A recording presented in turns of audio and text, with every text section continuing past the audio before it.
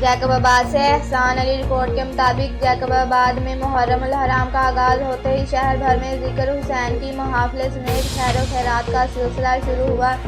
اس سلسلے میں جماعت اصلاح المسلمین کی جانب سے عظیم الشان فاروق اعظم رضا اور شہداء کربلا کانفرنس کا انعقاد۔ اس موقع پر مقرر خاص علامہ محمد موسیٰ طاہری نے کانفرنس سے خطاب کرتے ہوئے کہا۔